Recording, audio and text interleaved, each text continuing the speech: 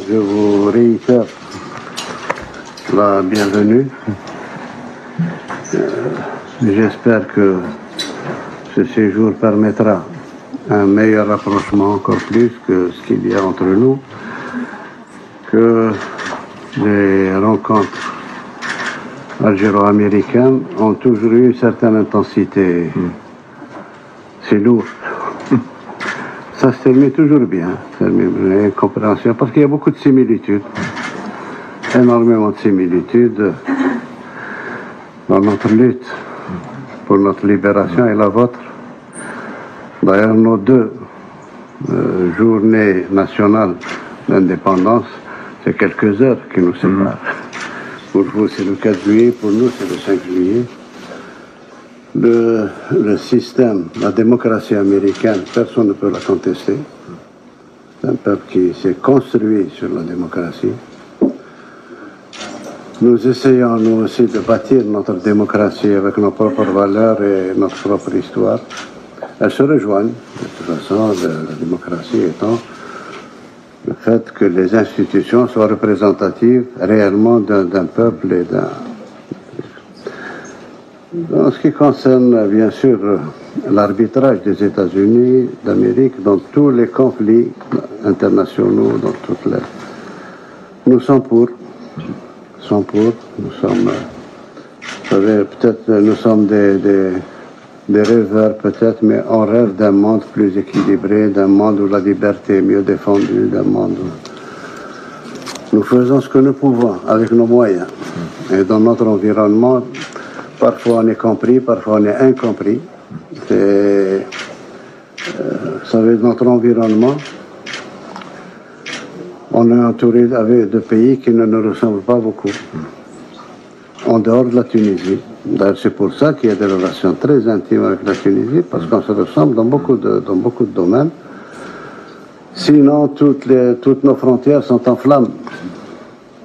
La Libye, déstabilisée. Après la Libye, bien sûr, il y a tout le Sahel, il y a tout ça va du Tchad au Burkina, au Mali, Niger. Et même la Mauritanie est chancelante. Elle n'est pas très puissante. Bon, à côté, nous avons le royaume du Maroc. Nos relations ont toujours été coup-ci, coup-ça. Depuis notre indépendance, c'est pas récent. C'est pas l'affaire du Sahara ou l'affaire du... Il y a deux mentalités, deux manières de voir les choses, deux manières de... Autant nous respectons tous les peuples, on respecte les frontières des peuples, on respecte... Autant eux sont expansifs, tout ce qui c'est... Vous savez, le Maroc, personne n'oubliera, aucun Algérien n'oubliera que nous avons été attaqués en 1963. On n'avait même pas d'armée régulière. Nous avons attaqué avec les forces spéciales, les hélicoptères, les avions. Nous avons eu 850 morts pour qu'ils prennent une partie de notre territoire. Ensuite, ils ont refusé l'indépendance de la Mauritanie depuis 1960. Bien qu'elle soit membre de l'ONU, qu'elle a ses ambassadeurs, etc. Mais le royaume du Maroc avait des prétentions territoriales sur toute la Mauritanie. Et il a fallu attendre 1972 ici pour que le roi du Maroc accepte de serrer la main au président mauritanien. Et qu'il reconnaisse, enfin 12 ans après, qu'il reconnaisse, alors que pendant 12 ans, dans le gouvernement marocain, il y a toujours eu le ministre des territoires mauritaniens. Ensuite, il y a eu cette fameuse affaire du Sahara où ce qu'on dit est tout à fait contraire à ce qui a été signé. Notre tort, peut-être notre défaut, c'est de la continuité dans la gestion d'un dossier. Depuis bien avant 1975. Mais les tensions qui existent entre nous ne sont pas dues, contrairement à ce qu'ils disent, ne sont pas du tout dues à l'histoire du Sahara occidental. Pas du tout. C'est d'autres problèmes. Ils ont toujours voulu déstabiliser l'Algérie, je ne sais pas pourquoi. Alors que nous avons toujours protégé le Maroc. Toujours. On n'a jamais été regardant dans nos relations, mais c'est pas normal quand même que 60 ans d'indépendance, que les frontières soient fermées pendant 40 ans. Le problème du Sahara occidental, c'est 1975, c'est bien après. Et je pense que le ministre des Affaires étrangères a beaucoup de documents qui sont signés par le roi Hassan II, que Dieu ait son âme, c'est lui qui a insisté pour l'autodétermination. Et puis notre position, vous savez, notre position vis-à-vis du Sahara occidental, pas vis-à-vis du Maroc, vis-à-vis du Sahara occidental, ils savent très bien que ça a été toujours notre comportement pour Timor-Est. Timor-Est, on a fini par convaincre nos amis indonésiens avec lesquels on était très très proches qu'il fallait qu'ils lâchent Timor-Est, qu'ils donnent l'indépendance. Et c'est ce qui s'est fait.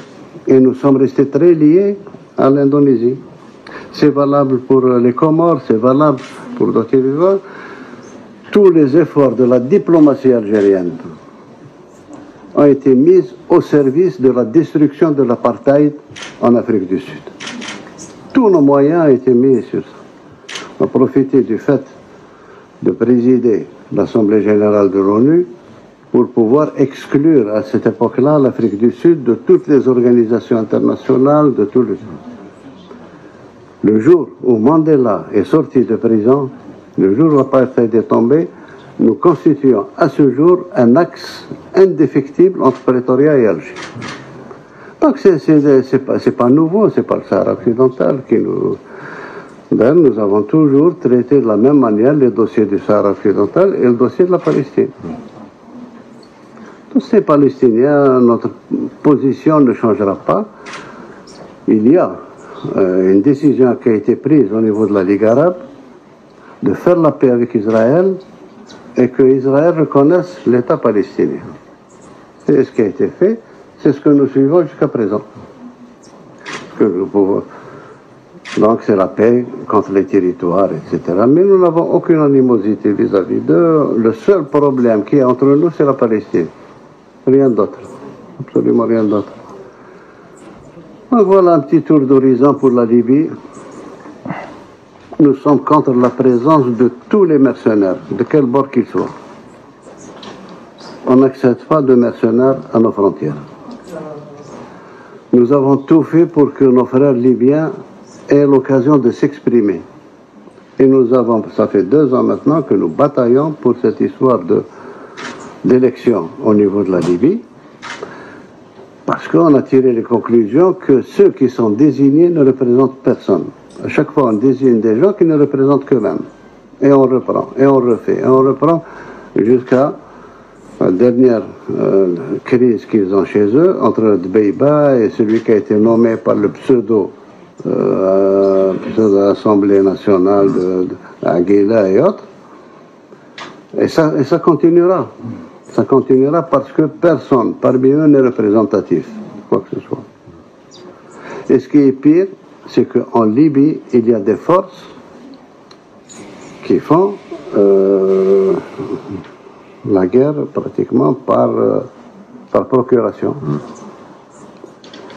Et quand on a affaire à des forces aussi puissantes, ce n'est pas les Libyens qui peuvent les faire sortir. Ce n'est pas les Libyens, c'est la Libye. Quand on s'est rencontrés à Berlin, on s'est entendu pour que tous les pays concernés par la Libye s'engagent à ne jamais plus faire rentrer d'armement ni de mercenaires en Libye. Au contraire, il fallait désarmer. Oui, monsieur le secrétaire d'État, vous savez, 2 mois après, il y a eu une introduction en Libye de 3000 tonnes de matériel et d'armement. Ce qui veut dire que la solution se trouve ailleurs. La solution se trouve, moi je pense, entre les mains des grands, à travers l'Organisation des Nations Unies. On a la présence de Wagner, on a la présence des Syriens et autres amenés qui sont nos amis, nos frères, les Turcs. Il y a les Janjaouides du Soudan, il y a les mobilisés du Tchad, il y a. Et chacun, ils sont 3 ou 4 puissances à se faire la guerre en Libye, qui n'est pas la guerre des Libyens. Les Libyens n'ont rien à voir avec ça. C'est pour ça qu'on a dit que si on veut que la Libye soit reconstruite sur des bases démocratiques, il faut des élections à la base. Des élections à la base, on peut le faire. On peut aider à organiser, et ce que je dis est très faisable. Très très faisable, pourvu qu'il y ait de la volonté politique pour le faire. On sortirait avec une assemblée élue. Ensuite, tout le monde peut aider à la reconstruction de l'État libyen à partir de l'Assemblée, le gouvernement, le président, etc. Ceux qui ont des arrière-pensées de remplacer l'ex-président décédé, c'est eux qui veulent régler le problème à partir du sommet. Désigner un président, élire un président pour que lui fasse ce qu'il veut et s'oriente vers ceci ou vers ceci. Ça, c'est pas de la démocratie. Démocratie à la base. Donc ça, c'est pour le problème libyen. Pour le problème tchadien, le Tchad, à force d'être utilisé depuis 3 décennies ou 4 décennies, c'est pas récent. Très utilisé par les Libyens, ils ont été... Aujourd'hui, ils ont créé des forces capables de combattre. Des forces organisées, capables de combattre et capables de déstabiliser. Ce qui rend très fragile le Niger, et très fragile encore le Burkina Faso, le Mali n'en parlons pas. Et puis, je vous parle à cœur ouvert, monsieur le secrétaire d'État. Personnellement, je n'ai jamais compris comment on est arrivé à cette situation. Ça a coïncidé de manière arithmétique et de manière mécanique avec la chute de la Libye. Et l'armement a commencé à se déverser sur le Sahel. Tout le monde voyait ce qui se passait. Personne n'a arrêté. C'est jusqu'au moment où il y a eu Barkhane pour éviter que Bamako ne soit prise par les terroristes. Je peux vous parler du problème malien parce que c'est le problème qui nous est le plus proche. Très très proche même, puisque depuis notre indépendance, depuis 1962, nous n'avons jamais arrêté d'intercéder et d'intervenir entre les tribus maliennes. Comme c'est nos frontaliers, il y a beaucoup de Maliens dont les origines sont algériennes et beaucoup d'Algériens dont les origines sont maliennes. Ce qui fait que nous intervenons à chaque fois pour calmer les velléités tribales, les velléités ceci, cela, depuis Modibo Keïta jusqu'à ce jour. Malheureusement, là aussi, il y a eu des interférences. Beaucoup d'interférences qui ne nous ont pas permis d'agir. Nous sommes arrivés aux accords d'Alger qui réglaient définitivement ce problème d'antinomie entre le Nord Mali et le Sud Mali. Il y a eu des intervenants, on n'a pas pu l'appliquer. Il n'est pas appliqué à ce jour. Et ils sont en train de tout faire pour que ça ne s'appliquera jamais. Ils sont en train de changer les données et la donne. Tous les signataires sont venus à Alger jusqu'à présent, sont en contact avec Alger et ils tiennent à l'exécution de cet accord, ce qui n'est pas l'avis de l'actuel Premier ministre malien, nommé par la junte, qui lui ne reconnaît pas, qui est même contre, il le dit, il l'écrit. Donc on en est là, il y a eu des incompréhensions avec nos amis français, nous n'avons jamais voulu intervenir. Il y a une entraide qui se fait sur le plan sécuritaire, sur le plan. Mais nous avons toujours dit que la force, c'est pour asseoir la paix, pas pour chercher la paix. Une fois que la paix est revenue, il faut la renforcer avec la force. Mais en attendant, il faut chercher ailleurs. Une présence militaire dans un Sahara aussi important et avec cette multiplicité de problèmes ethniques ne peut servir que sous forme d'appel d'air du terrorisme, sous une forme ou une autre. d'une forme ou une autre. Nous aussi, on a subi ce que nous avons subi. On nous a enlevé. Nous savons qu'est-ce qu'il a fait.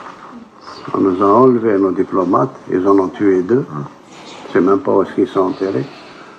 C'est le prix que nous avons payé, que nous continuons à payer pour le Mali et pour l'unification du Mali. Il y a une certitude qui ne changera jamais pour nous, c'est l'unité territoriale du Mali.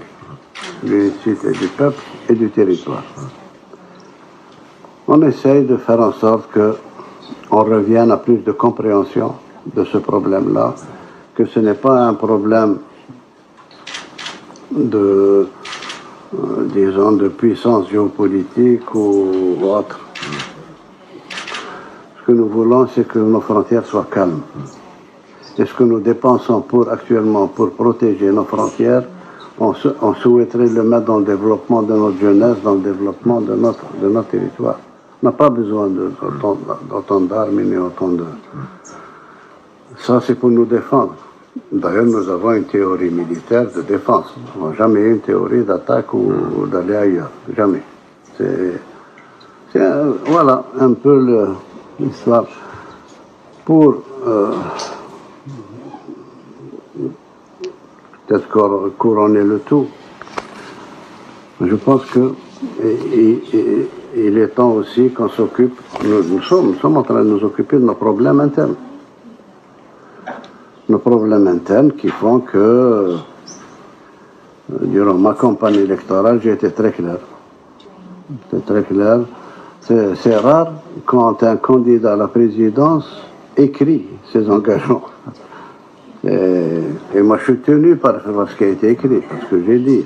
C'est généralement, on dit que les promesses ne valent que par ceux qui y croient.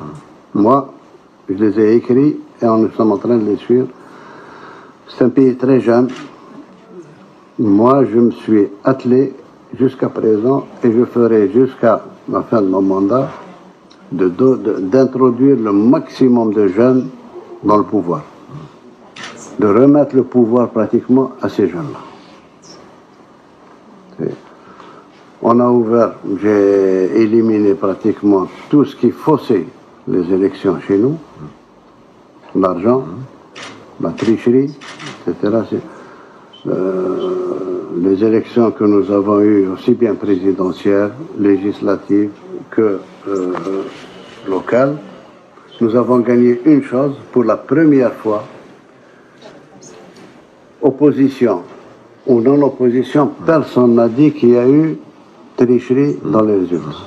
Ça, c'est déjà un résultat, un acquis énorme dans un pays du tiers-monde. Donc, nous sommes arrivés à introduire énormément de jeunes à l'Assemblée nationale pour qu'ils apprennent à légiférer pour le pays, ils apprennent quels sont les méandres de la politique. Nous sommes en train de le faire. On l'a fait aussi pour les élections locales. On a encouragé beaucoup de jeunes à se présenter pour la gestion des mairies et des gestions des assemblées de wilaya. Nous avons mis en place l'observatoire de la société civile. On en parle depuis 4 décennies. Maintenant, il est là. Il a été même constitutionnalisé. Nous sommes en plein préparatif du Conseil national, du Conseil supérieur de la jeunesse, qui sera pratiquement un parlement des jeunes pour tout ce qui les concerne, etc. Sur le plan économique, nous luttons avec toute l'énergie nécessaire contre la corruption, contre tout ce qui a sali notre pays et qui a détourné l'argent du pays alors qu'il aurait dû aller vers le peuple et vers le développement de ce pays. Nous continuons à lutter comme ça. Sur le plan de l'investissement, nous sommes en train de préparer, peut-être pour 1 mois ou 1 mois et demi, nous allons avoir le code des investissements. J'ai exigé que ce code-là soit valable pendant 10 ans.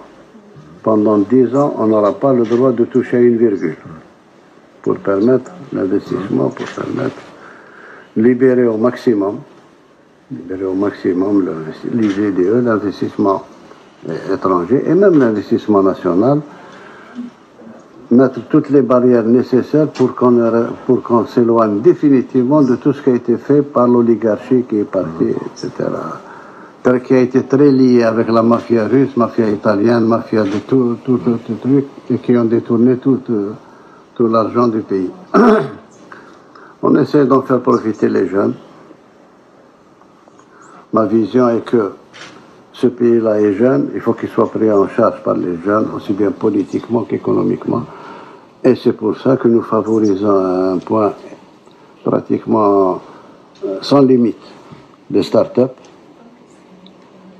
J'ai pris un ministre, très jeune ministre de 26 ans, qui est chargé de start-up, qui fait du bon travail, du très très bon travail.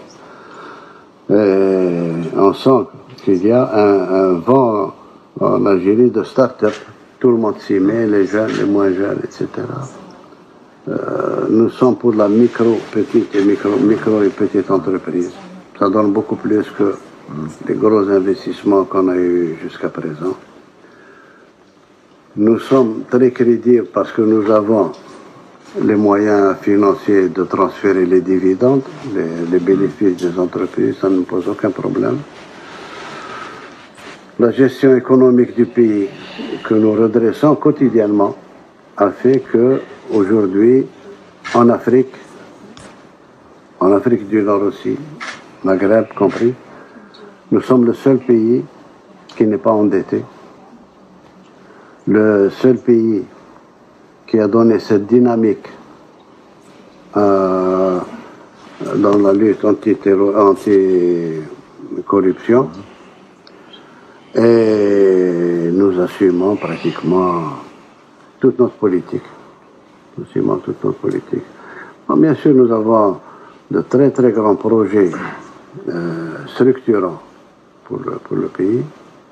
Premier projet, c'est reprendre notre agriculture, parce qu'en principe, avec un pays aussi vaste, on peut servir l'Afrique en matière de grains, en matière de session. On peut le faire, c'est techniquement très faisable. J'ai toutes les données depuis que j'étais administrateur sur ce plan-là. On peut produire facilement, on peut arriver à 30 millions de tonnes. Nous avons besoin de 9 millions et les 21 millions peuvent être exportés vers l'Égypte, vers le Maroc, vers la Tunisie, sans problème. Sur le plan de l'élevage, nous avons un déficit. Nous avons un déficit en matière de lait. Nous importons énormément de lait en poudre que nous recomposons avec de l'eau ici. Ça, c'est sur le plan de l'agriculture. Sur le plan de transport, nous sommes en train de reconstituer la flotte marchande algérienne. Nous sommes en train de reconstituer aussi la flotte aérienne. Jusqu'à présent, il y a presque la moitié du globe terrestre auquel on n'accède pas. Il faudrait y aller partout maintenant. Sur le plan du transport ferroviaire, c'est l'une des bases de mon programme, c'est d'arriver, comme ça a été prévu avec le port centre d'Alger, d'arriver à en faire un port africain qui permet de transporter tous les conteneurs par voie de chemin de fer jusqu'au Mali et jusqu'au Niger. Nous avons travaillé sur ça avec nos propres moyens. Actuellement, nous sommes à Béchar. Votre chemin de fer est à Béchar. Béchar est à 900 km d'Alger, dans le sud-ouest. Il reste, pour atteindre Adrar, à peu près 560 km à refaire. Et d'Adrar, on va directement sur le Mali. Le Mali. Pour reprendre un peu, une société qui existait du temps de la colonisation qui s'appelait Mer Niger. C'était les marchandises arrivaient par train jusqu'à Béchar et puis repartaient par camion jusqu'au Mali et au Niger. Voilà globalement, de manière très très très succincte, l'Algérie tel que je vous en parle. Je vous remercie de votre écoute. Monsieur le Président, merci beaucoup pour ce tour d'horizon très détaillé, très intéressant. J'ai eu l'occasion d'évoquer les sujets de politique étrangère avec le ministre, en ami, de longue date. Et effectivement, je me réjouis de me retrouver en Algérie. J'étais là en 2016. Je suis très content d'être de retour pour justement approfondir les relations entre nos deux pays, le travail en commun sur les dossiers de sécurité que vous avez évoqués et aussi le travail en commun sur les opportunités économiques, d'investissement, de commerce entre nos pays. Je crois que les projets de loi que vous avancez feront que le climat d'investissement sera encore meilleur. Il y a déjà une bonne fondation sur laquelle il faut bâtir, mais je sais que nous aurons l'occasion de rentrer dans les détails dans notre conversation à venir. But in any event, it's wonderful to be back in Algeria after last being here in 2016. Thank you for sharing this wonderful tour of the region, the world, and our relationship. Thank you. Donc, il est en train de répéter ce qu'il a dit. Oui. Préparer des poissons.